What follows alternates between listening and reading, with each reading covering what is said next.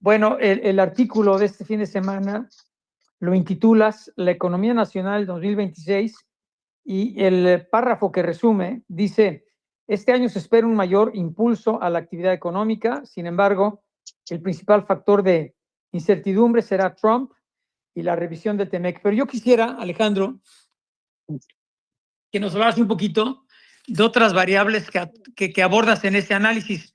Por ejemplo, para ti, ¿en qué estado se encuentran actualmente las finanzas públicas? Mira, yo creo que las finanzas públicas están en un proceso de deterioro muy gradual, pero están en una situación relativamente saludable. Entonces, sobre todo comparado al mundo, ¿no? Estados Unidos tiene un déficit de 6% del PIB, en América Latina, Colombia tiene un déficit de 6, 6,5, Brasil.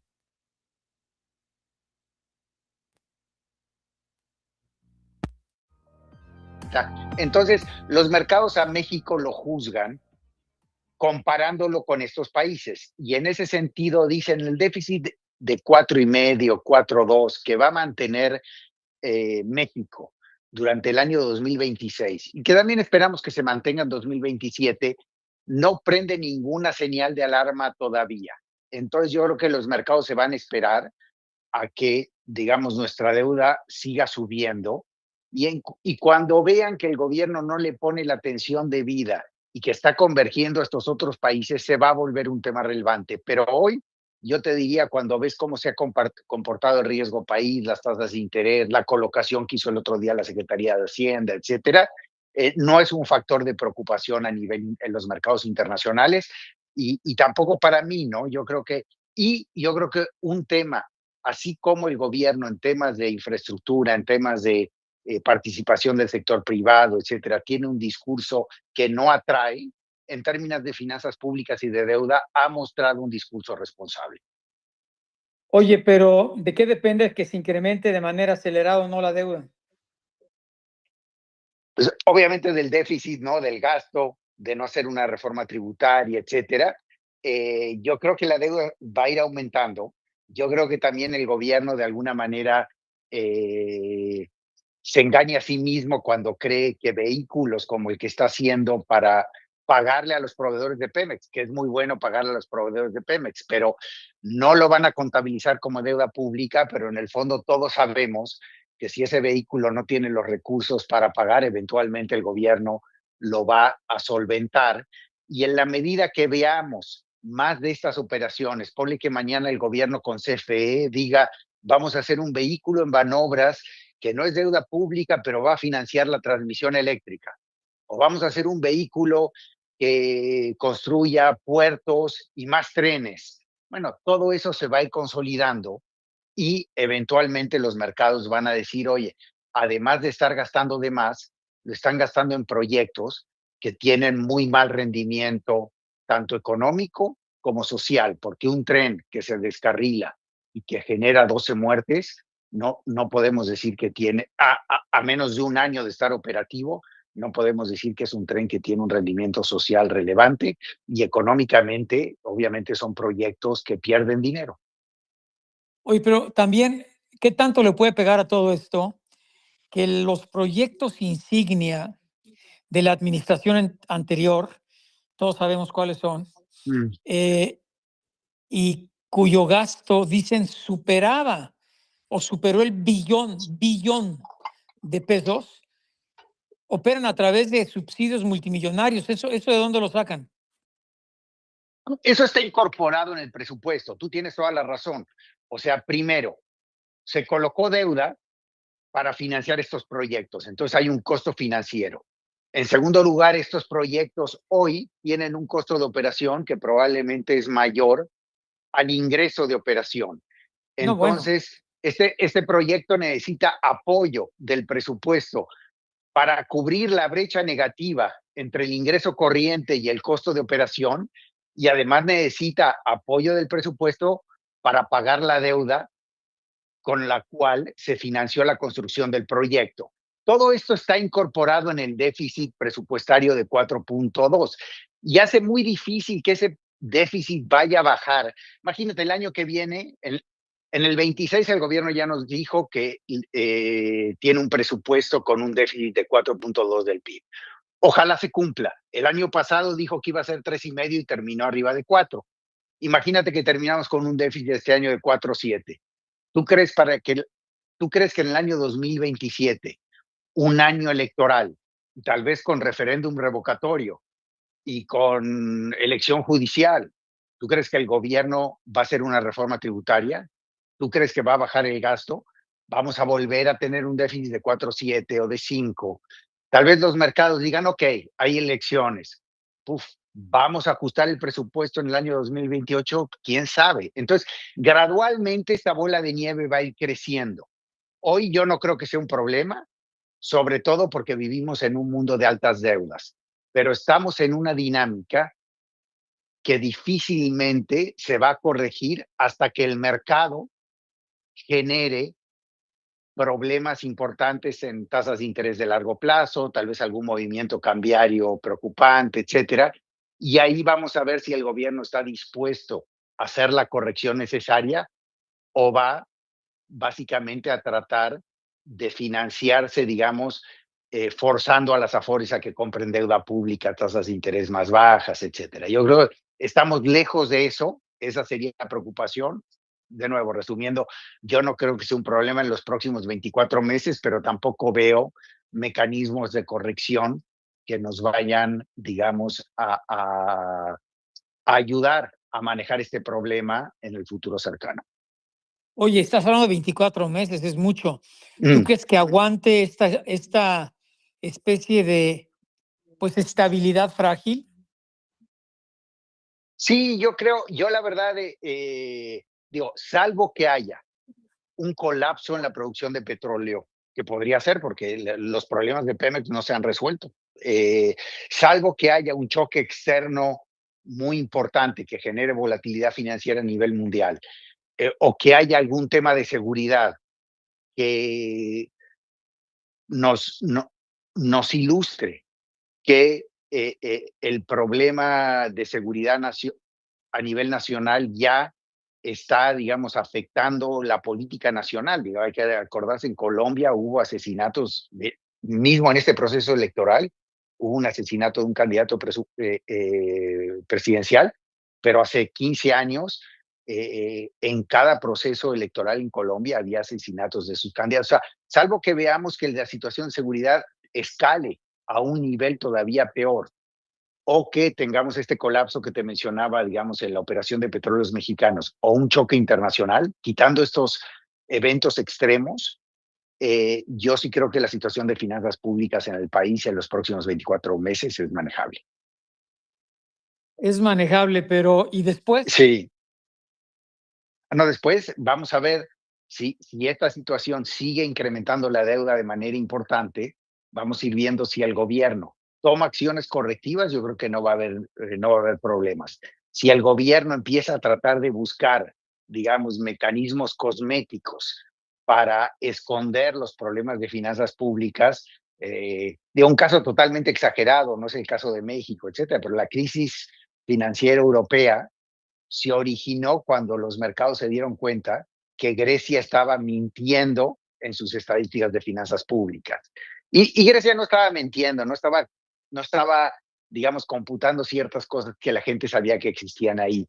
Entonces, eventualmente en 4 años nos podemos llegar a encontrar que el mercado dice, uy, nosotros no habíamos tomado en cuenta que todos estos vehículos extrapresupuestarios que se fueron armando durante el año 25 y 28, 29, eran tan grandes. O cuando fue la crisis del 94, mucha gente criticó a la banca de desarrollo.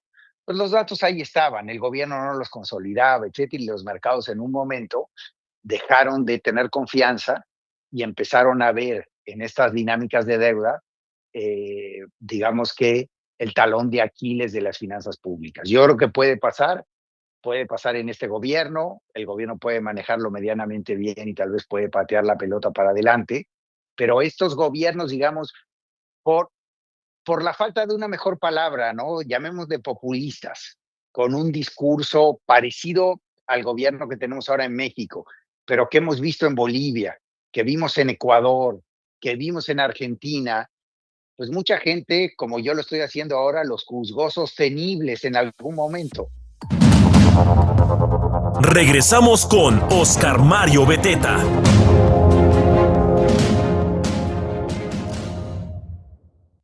Regreso a la parte final de esta charla con el doctor Alejandro Werner.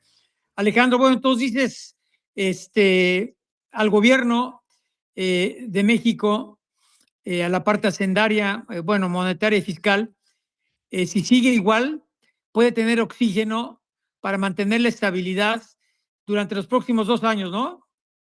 No, dije al menos durante 2 años. Yo en ese sentido creo que hoy no es un problema inminente, pero la tendencia no es buena.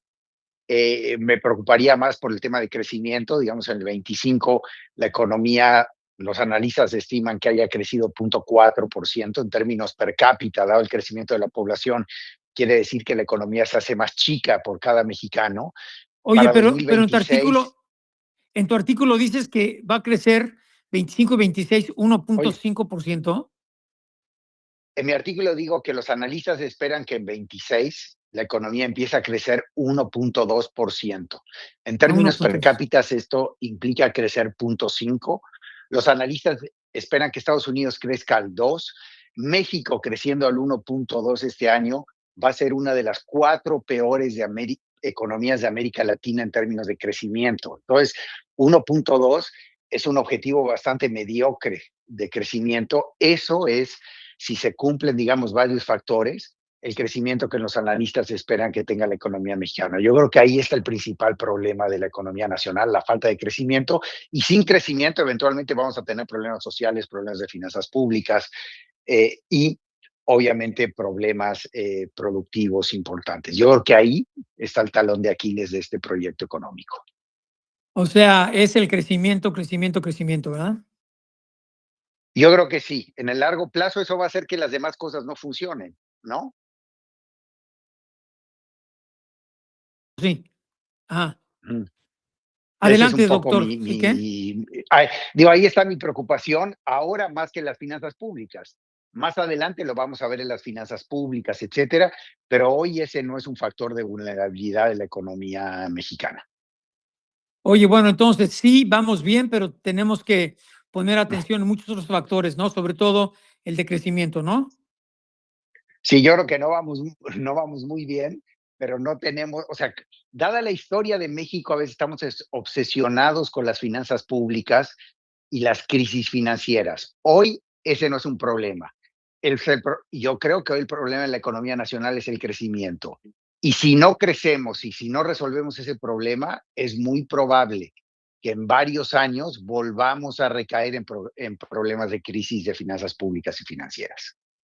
Oye, rapidísimo, sé que tienes una clase ahorita, mi querido. Sí. Oye, pero siempre es una oportunidad para el auditorio escuchar a un economista tan connotado y respetado como tú. Es rápido porque tienes 2, 3 minutitos. No. Oye, Trump, pues ya quiere correr a Jerome Powell.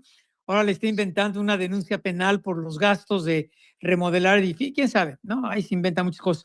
Pero bueno, si logra Donald Trump que reduzcan aún más la tasa de referencia en Estados Unidos, se va a acotar el diferencial entre la de México y la Unión Americana. Y eso puede debilitar al peso mexicano, ¿no? No, mira, tienes mucha razón. Si el dólar se llega a apreciar o si el diferencial de tasas entre México y Estados Unidos se llega a reducir, eso puede hacer que el tipo de cambio se mueva hacia niveles del 19, etcétera. Hoy los mercados no esperan que eso ocurra, pero tampoco sería el fin del mundo. Digo, al final del día, yo creo que la economía mexicana funcionaría mejor con un tipo de cambio real un poco más débil, con el tipo de cambio a 19.50. Nuestras exportaciones, nuestro turismo, las remesas le daría mayor poder adquisitivo a la gente que las recibe. Entonces, no creo que sería el fin del mundo. Lo que sería un problema es si realmente hay volatilidad internacional por estas acciones que está llevando a cabo Donald Trump.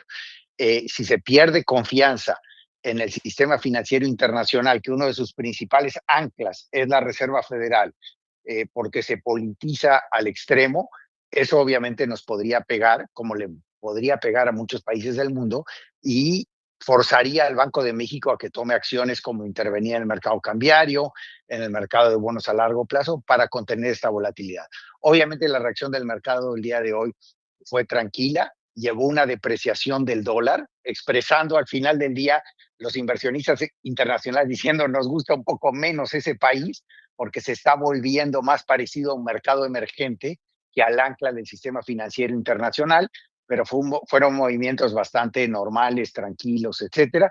Si esto se llega a profundizar, podría ser un tema de preocupación. Otro tema interesante el día de hoy, y que yo creo que es bueno, es que algunos senadores republicanos salieron a criticar a Donald Trump, y eso como que se van viendo, digamos, ciertos diques para esta toma de decisiones muy discrecional y poco disciplinada por parte del gobierno de Estados Unidos. Bueno, un minuto porque te tienes que ir de Monterrey. Es una pregunta que me gusta mucho. Dicen, doctor Werner, ¿qué pasa si Donald Trump decide extraer rápidamente, porque no se ponen de acuerdo los petroleros en Estados Unidos, no los americanos? Dice, no hay condiciones para meter tanta lana, $100,000 millones como lo quiere el presidente. Pero bueno, pon tú que algunos sí se animen y empiecen a extraer mucho petróleo de Venezuela. Yo no sé si en el corto o en el mediano plazo Trump puede decir, oye, pues en vez de comprarla a México, le vamos a comprar a Venezuela. ¿Puede pasar? No, sí puede pasar. Una parte importante del petróleo venezolano también es petróleo pesado como el nuestro. Y obviamente competimos no solo en petróleo, sino en el tipo de petróleo, ¿no? Nos puede llegar a pegar en la cotización de nuestro petróleo. No sería un choque gigantesco, pero claramente yo creo que somos más vulnerables por nuestra propia incapacidad de darle la vuelta a petróleos mexicanos que por lo que pueda hacer Donald Trump.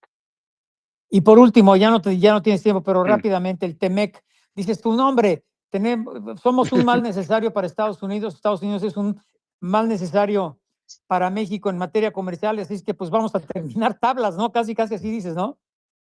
Sí, digo que la lógica dice, o te indica, que al final vamos a terminar en una negociación por la dependencia medianamente mutua, ¿no?